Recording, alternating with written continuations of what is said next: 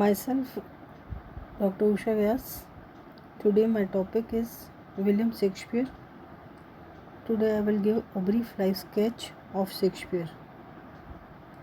Very little is known about Shakespeare's life. Scholars have dug up in earlier records and have collected stray facts which are generally accepted both by critics and readers. According to the register, William Shakespeare was baptized on 26th April 1564 in Holy Trinity Church, Stratford-on-Avon in Warwickshire.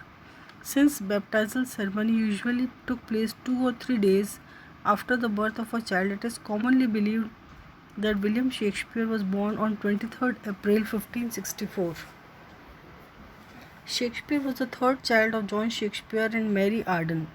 John Shakespeare was a prominent citizen of the town and often held many offices in municipal council, including that of High Bailiff, equivalent to the office of the mayor these days.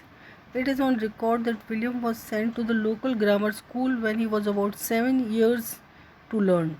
In that school, William did not prove to be an ardent learner and picked up little of Latin and Greek.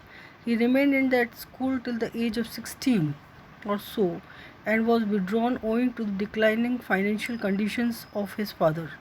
However, we have no direct evidence or proof as to why William left the school.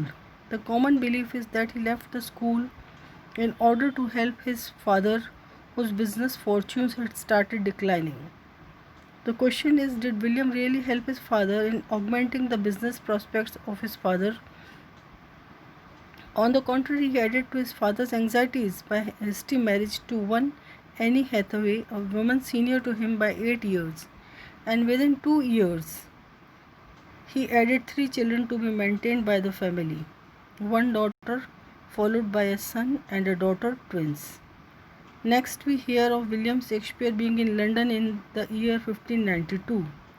What exactly brought him to London is again a matter of conjecture. There is a story that he was accused of poaching in the garden of Sir Thomas Lucy, the village landlord and magistrate, who got him whipped and imprisoned. And to revenge himself upon his persecutors, Shakespeare wrote quite a few lampoons and then fled to London, fearing further persecution. Much later, when William had established himself as a dramatist of repute, he caricatured this man as Justice Shallow. However, we find William Shakespeare in London in the year 1592 and his association with the theatre through an attack on him in a pamphlet written by the contemporary dramatist Robert Greene. During the years 1592 to 93, Shakespeare published 2 narrative poems, Venus and Adonis and the Rape of Lucrece, which he dedicated to his patron, Earl of Southampton, and which brought him instant fame, though he had already written 2 comedies and 3 history plays. By 1594, William Shakespeare had become one of the organizers of Lord Chamberlain's Company, a theatrical group in which he played the double role of a playwright and an actor, besides being a shareholder. The plays written during 1594 to 97 brought him both fame and money, and he was able to buy New Place, one of the finest houses in Stratford-on-Avon, followed by many transactions in real estate.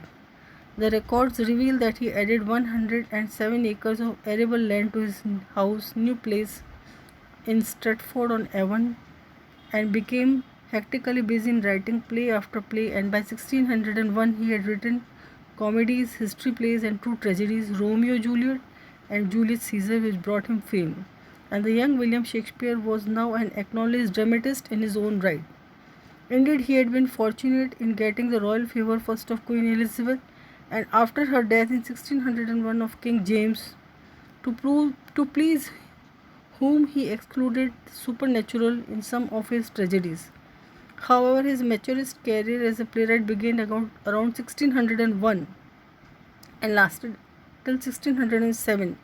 During this period, he wrote world-famous comedies and tragedies, Hamlet followed by Othello, King Lear and Macbeth. These 4 tragedies are ranked as the finest tragedies ever written in any literature of the world.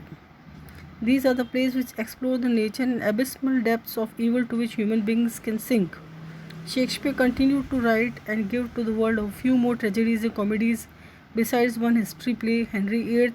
His last play was Tempest, based on an actual shipwreck. Around 1611 to 12, William Shakespeare retired to his birthplace and started living a quiet life in a new place at Stratford-on-Avon. As a dramatist, he reached the pinnacle of fame and glory. After 4 years of quiet life, he died on 23rd April 1616 and was buried in Parish Church, Stratford-on-Avon. Shakespeare had raised the drama to the heights never before reached and never were ever to be reached. Till this day, Shakespeare stands as the greatest playwright of the world. Ever since, Stratford-on-Avon has been a shrine for all men of letters of the world. Thank you. This is all for today. Thanks for watching.